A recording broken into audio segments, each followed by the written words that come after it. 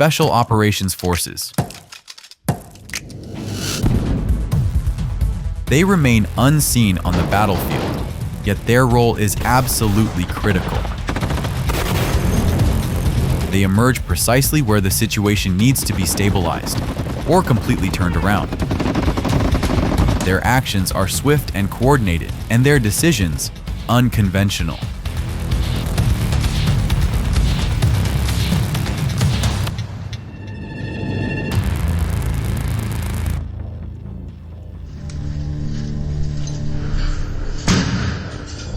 Я не спрашиваю, сколько человек. 5, выходишь сюда. These are Russian prisoners captured during a large-scale, meticulously planned operation. The situation is rapidly deteriorating. Russian forces are infiltrating the city in small groups and occupying high-rise buildings to cover the advance of subsequent waves. The mission of the Ukrainian Special Forces is to recapture several 9-story buildings and block the enemy's further movement. This operation requires speed and perfect coordination. That's why the team first rehearses every move inside a building identical to the one they will be storming, located in the rear and already damaged by bombings. At the same time, they thoroughly study the terrain and the approach route, as a major obstacle lies ahead. One building fully controlled by Russian forces, and another partially occupied by them. In essence, the Ukrainian position is caught in a semi-encirclement. The soldiers begin their advance from the drop-off point. It's extremely risky, but with calm precision, they move past enemy positions.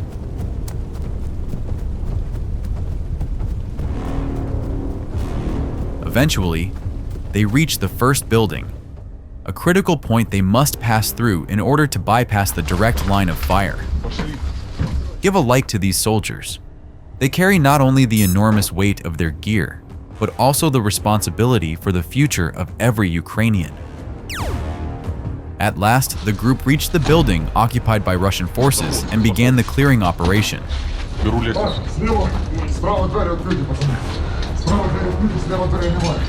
Пацаны, держу эти двери, один на лестницу, помощь, лестница. Floor by floor, they advanced through the 9-story structure. While one team provided cover, the other methodically searched every apartment, every room, every closet, every place where Russians might be hiding.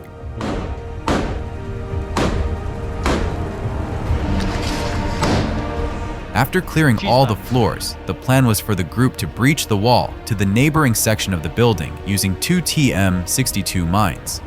This would have allowed them to begin clearing the next stairwell from top to bottom. However, the explosion didn't produce the expected result. The wall remained intact. They had to improvise. Under enemy fire and with great risk, the soldiers sprinted across an open area. It was dangerous, but no one even considered retreat. The mission had to be completed. From that point on, everything went according to plan and without complications. Some Russian soldiers surrendered, realizing that resistance was futile.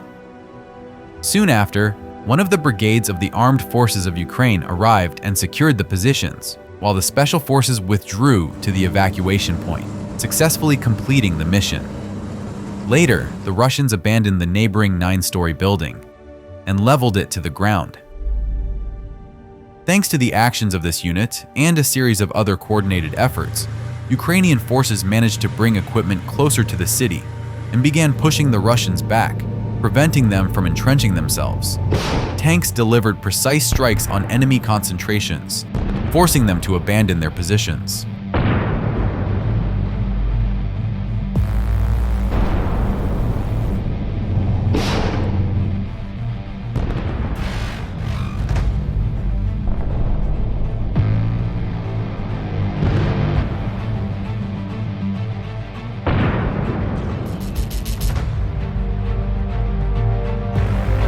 Soldiers of the Russian Federation attempted to break into the city across open fields. using civilian ATVs. The result is right in front of you. Let us know in the comments if you also think that racing through a minefield on biker club vehicles isn't exactly the best military strategy. Unfortunately, not everything always goes according to plan. Unexpected situations happen. The group was moving toward the drop-off point when suddenly an explosion rang out. The vehicle had been hit. The Russians had set up an ambush. The driver reports, "The vehicle is on fire," and they must immediately abandon the open area.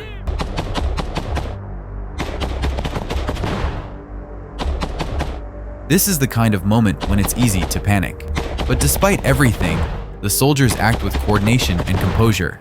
Under the enemy's watchful eye, they move steadily toward their positions.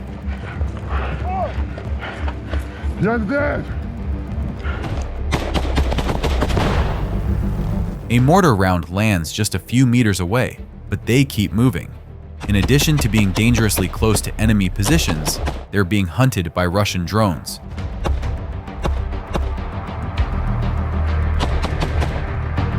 There are already the first wounded, yet the soldiers push on. The drones swarm after them, giving no moment of rest. On top of everything, anti-personnel and anti-tank mines are scattered all around. The drone doesn't hit directly but crashes very close to a soldier, causing shrapnel injuries to his legs.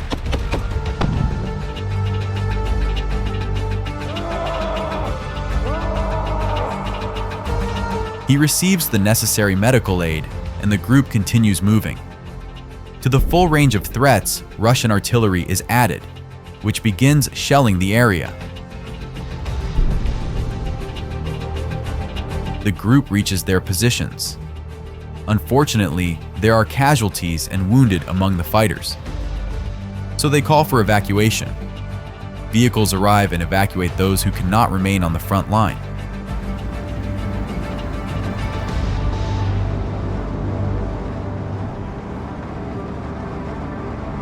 Another operation, this time an offensive one, took place in the Zaporizhzhia sector. After meticulous planning and studying the terrain down to the smallest detail, the assembled team sets out to complete their mission. The engine starts, the doors close, and for the next 30 minutes on the way to the designated point, silence reigns, broken only by the hum of the engine. The conditions are extremely difficult and tense. There's no alternative route for approach. The terrain is an open field, and an enemy drone spots the approaching vehicle in advance. The vehicle arrives at the position, and the Special Operations Forces begin the assault.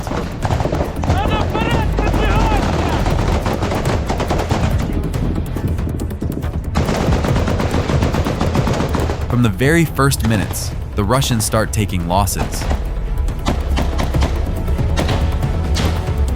A Browning opens up, and each operator executes their pre-planned and well-rehearsed role.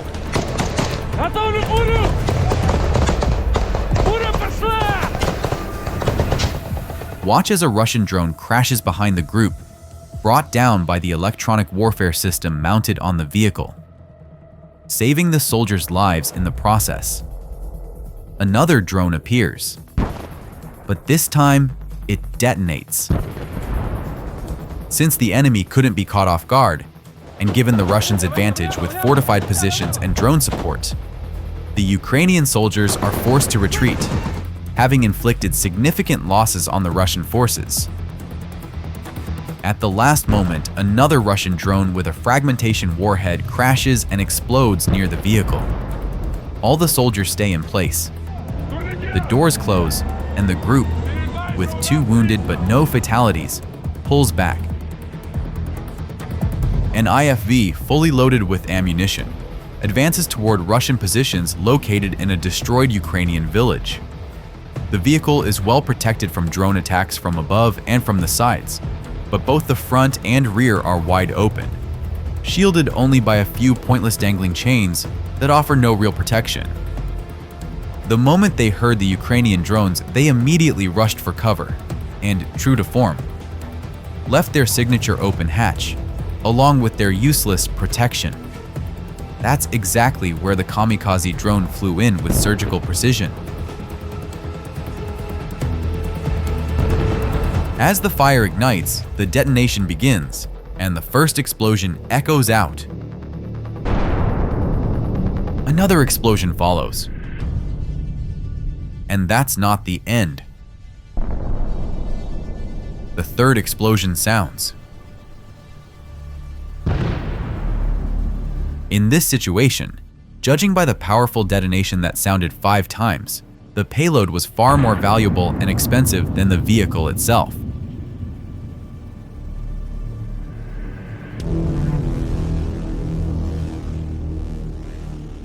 A drone strikes a Russian turtle tank advancing to assault the positions. Another drone hits the rear.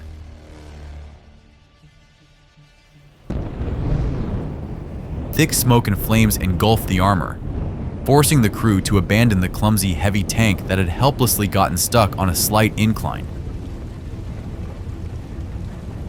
They flee in a hurry, leaving everything behind, even their own weapons. Panic takes over, and the soldiers scatter chaotically, empty-handed, trying only to save themselves. Inside, there were at least 8 assault troops, more than enough to cause serious trouble for the Ukrainian defense. But instead of a breakthrough, there was a burning armored vehicle, thick smoke, and searing metal. Artillery methodically cut off their escape route, leaving them no chance of making it out alive.